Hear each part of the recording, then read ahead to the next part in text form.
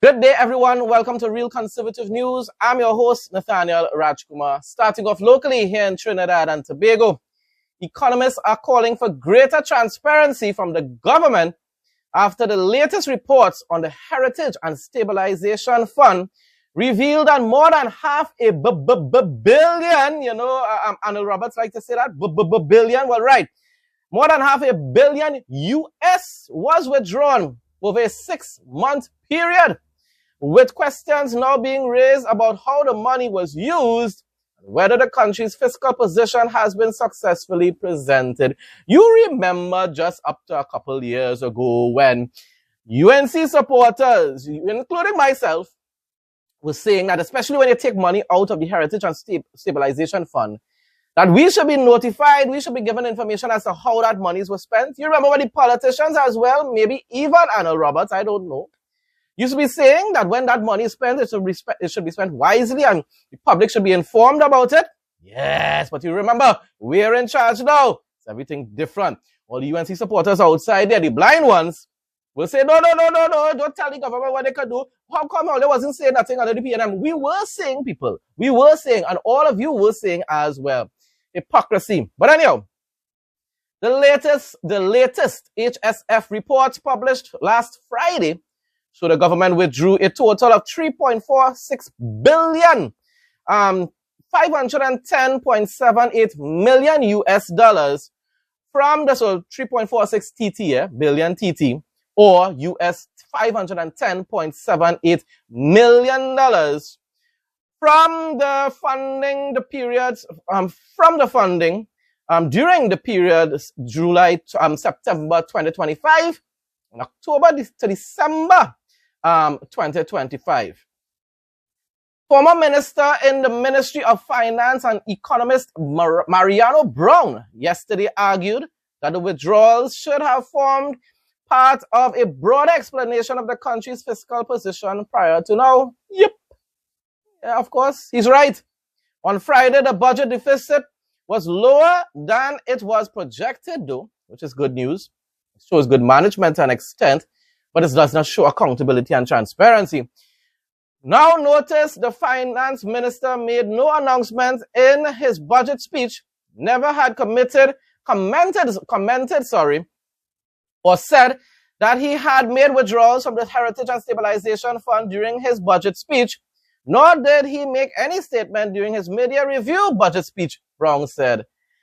And then the UNC people will just say, trust and believe because our party in power. No, I trust no one. I trust no one but God. We're not even supposed to trust our own selves, my dear people. He contended that key financial information had been omitted. Yes, exactly. And people will say, but you look, it was being managed well. Still, it does not matter. We, the public, need to be made aware of these types of things being done. We demanded it under the PNM. The PNM didn't do it, but now you're trying to justify it now because it's UNC in power. Come on, man. Brown also took issue with statements suggesting the deficit had narrowed despite lower energy revenues. He questioned the absence of updated figures on value-added tax collections, public sector back pay, and other liabilities. You know, once again, these are all issues that UNC used to be raising while PNM was in office. All of a sudden, transparency and accountability has been thrown out the window because we're in charge. Brown argued that expenses were effectively being deferred into the next fiscal year under the government's cash accounting system. Once again, that's a kind of PNM style of governance, people, not traditional UNC style of governance. He noted that while higher energy revenues may improve government finances in the next fiscal year, the current financial picture was incomplete. Economist Dr. Marlene Atz also called for a full accounting of the country's finances when Budget 2027 is presented later this year. They should, but would they? Remember, UNC now believes that they are in power forever, They believe that PNM can never win again. They believe that they don't have any political rivals anymore, that the PNM is dead. So they can do what they please. They can rule with an iron fist. They can continue to impose an SOE and issue detention orders in order to lock up people without any sort of evidence to imprison them and to charge them. and they think that they will still win in 2030. It's stressed that borrowing and drawing on the HSF are not inherently problematic, but their purpose matters exactly. And we demanded it when Emperor Thanos, Rowley, and the mighty Morphin Ghanaian coal pot bicycle, no ham, no macaroni pie government was in office, people. So why are we staying silent about it now? I wonder what the ground report has to say about this. You know, matter of fact, you know, ground report, you don't find it's time to change that whole intro that you have when it pertains to the PNM. The PNM is no longer in office and Rowley is no longer in office, you know, ground report. I know you want to keep reminding people of how much Rowley and the PNM lied, but come on, man. They're no longer in government, so it's no longer relevant. Your intro is no longer relevant. Anyhow, that's up to you, Andy Williams and Lennox Smith. She added, the country's debt is everyone's business, and that is 100% correct. We, the people, are the actual government. Remember Andy Williams, who used to say that? We, the people, are the government of Trinidad and Tobago, and they are just our servants? Okay, then. Borrowing and drawing on the HSF can be entirely appropriate if these resources are strengthening the economy's future productive capacity and resilience. But you know, a lot of the times these governments are just using it to balance their budget in order to be able to pay bills and whatever, not really to invest, you know? But anyhow, to an extent, even when it pertains to those things to keep the country afloat, and not totally collapse. I'm not saying it was really wrong, you know, but we should be made aware of it. However, citizens are entitled to know how these funds are being used and whether today's borrowing is creating tomorrow's growth or simply financing today's consumption. You see what I'm telling you? Simply financing today's consumptions mean what? Paying your bills, probably assisted in paying back pay and whatsoever. You know, things like that. And that is what the population should be made aware of. You know, if you use the Heritage and Stabilization Fund to be able to invest in whether it's agriculture, you know, the energy industry or whatsoever, things that will bring back a profit, people might say, okay, sounds good. You know? But when it's just to pay certain types of bills and whatsoever, people might be against it. Although, as I said before, you remember the PNM did leave us with a bankrupt economy. So I honestly don't really blame the government for withdrawing the funds, you know. But once again, we should have been made aware of it and informed about how it was used, because we demanded it under the PNM. But you see, the UNC supporters are no longer even afraid to be hypocrites, you know. They boldly do it. Weather report for Tuesday, July 14, 2026, Trinidad and Tobago.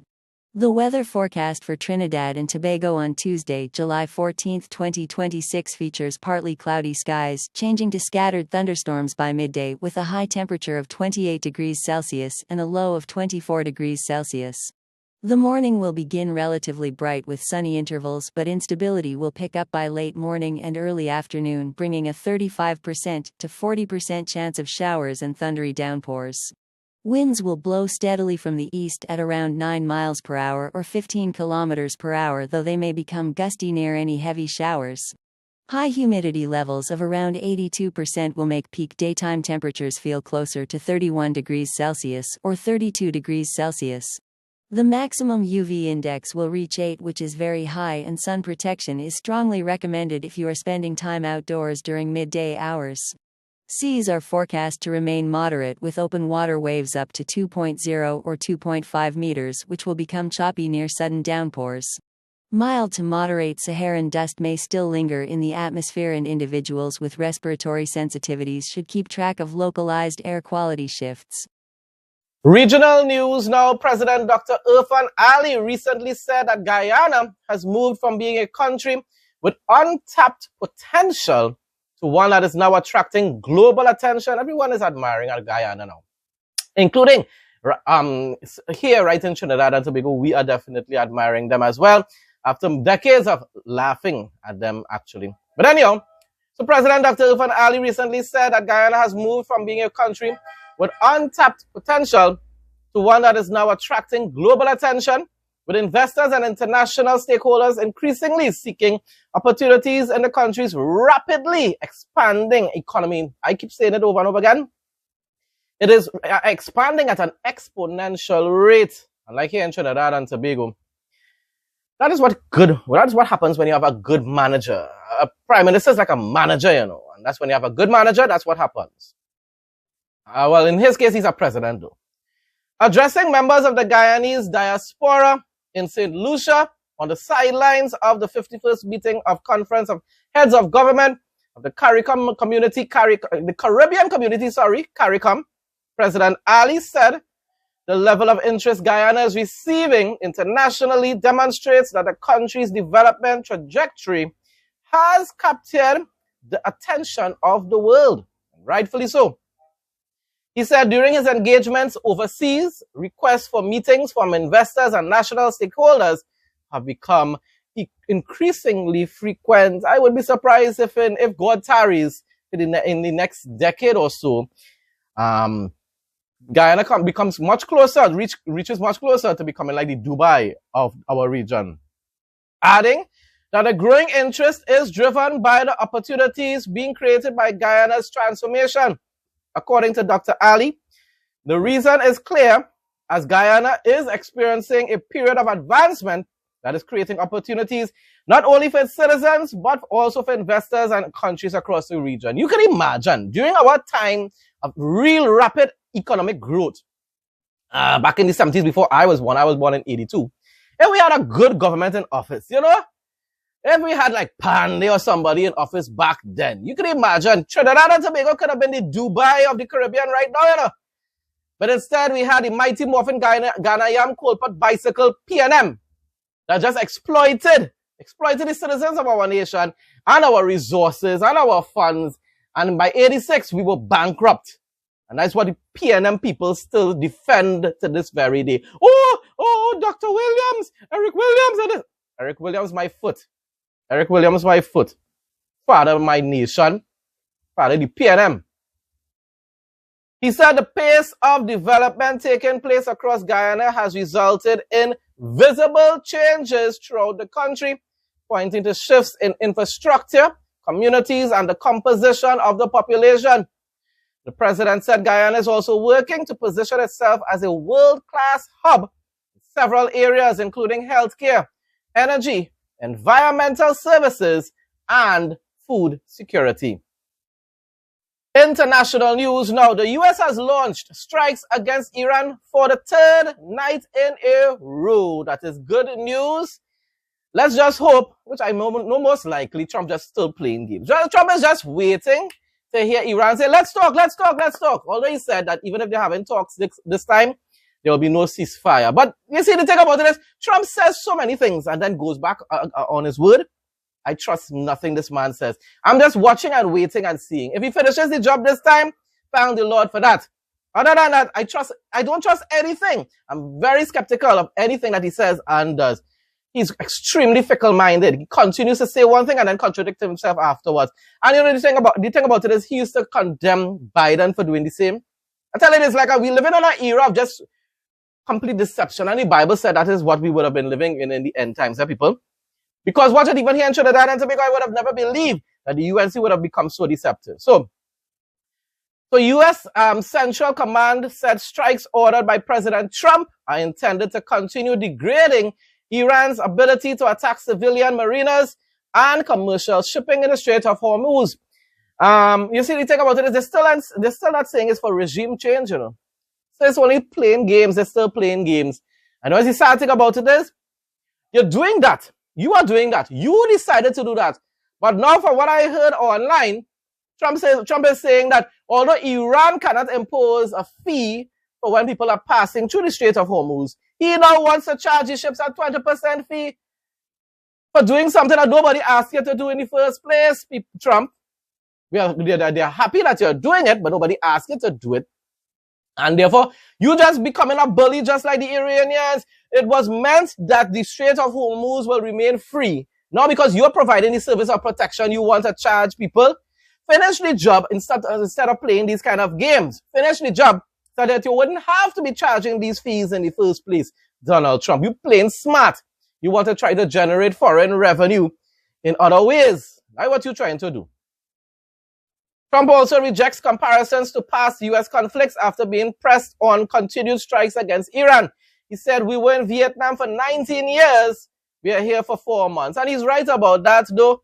But the thing about it is the way you playing games, America could end up being in that region for a very long time because you just don't want to finish the job. So people are right to be questioning you at this point in time because they're seeing how fickle-minded you are. It's only those who love the boss and worship the boss, Trump, so-called boss, that aren't acknowledging the errors that you're making throughout this whole war, you know. Trump says the U.S. has crippled Iran's military infrastructure and claims Tehran continues to delay negotiations, adding the difference is nobody negotiated like I do. You see, it's all about him. He loves himself so much. He glorifies and worships himself. That's because of the spirit of the Antichrist within him. Trump, we don't really want to hear nothing about what you do. We want to hear that the job is going to be finished. That is what we want to hear. Stop even talking about or mentioning negotiations because you cannot negotiate with terrorists. How many times people will have to tell you that? How many times people will have to tell you that? You cannot negotiate with terrorists. These terrorists have an actual ideology which tells them they believe that they have to wage war against the infidels in the world, especially little Satan Israel and big Satan America. They have to destroy these nations in order to usher in the coming of their Messiah. When will you understand that? When will his spiritual advisors around him tell Trump, listen, they will never negotiate with you. They'll pretend to because they believe that they have the spiritual authority to lie in order to achieve their agenda, but they will never actually agree to any terms and conditions set by the United States of America, or the United Nations, any other country. A matter of fact. The British government has formally designated Iran's Islamic Revolutionary Guard Corps, IRGC, as a terrorist organization, finally. Wow, boy. Look how long you all took. You remember, it's a radical leftist government, eh? But anyhow, using new powers granted under recently enacted legislation targeting state-backed threats. Yeah, you see, you allowed a whole set of radical jihadists into your country, persecuting Christians, arresting Christians, and now you're finally realizing something wrong. In a written statement to Parliament, Home Secretary Shabana Mahmood said British authorities had identified activities linked to the Revolutionary Guards involving threats against individuals and acts of intimidation on British soil. Wow, you now seeing that? The move follows the accelerated passage of the National Security State Threats Act legislation introduction after Prime Minister Keir Starmer pledged tougher measures in response to a series of attacks targeting the Jewish community in the United Kingdom. Previously, UK law allowed only non-state terrorist organizations to be proscribed, leaving state-backed entities such as the IRGC outside the scope of existing counterterrorism. So when you have an actual terrorist state, you have to do these things, smarties, in English. Hey boy. Anyhow, the new law closes that gap by allowing the government to designate organizations acting on behalf of the foreign states. Duh! That should have been done a long time ago. Under the designation, it is now a criminal offense in the UK to belong to or support the IRGC. I want to say you all started to lock up those jihadists because so far all you all doing is locking up a set of Christians. Publicly express support for the organization, provide it with material assistance, which in other words, funding the IRGC and the Ayatollahs, participate in activities linked to it, or knowingly accept benefits provided directly or indirectly by the group. But you just have all them jihadists and them supporting Hamas. You're not arresting them for supporting Hamas and the Houthis and the Hezbollahs, though. You need to arrest them for all that too, smarties. The British government said the designation strengthens its ability to counter alleged Iranian state-linked activities in the UK and provides law enforcement with broader powers to protect national security. Seems as though your precious police officers are only targeting Christians, though. That's all I'm hearing about from England when you're looking at international news. Bible quote of the day. Psalm 51, 1-4. A prayer for mercy and forgiveness. Have mercy on me, O God, according to your unfailing love, according to your great compassion blot out my transgressions. Wash away all my iniquity and cleanse me from my sin. For I know my transgressions, and my sin is always before me. Against you, you only, have I sinned and done what is evil in your sight, so you are right in your verdict and justified when you judge. Folks, that brings us to the end of today's news report. Thanks again to everyone who continues to support my content. Please like, comment, share, and subscribe. Stay blessed and stay safe most of all. In Jesus' name.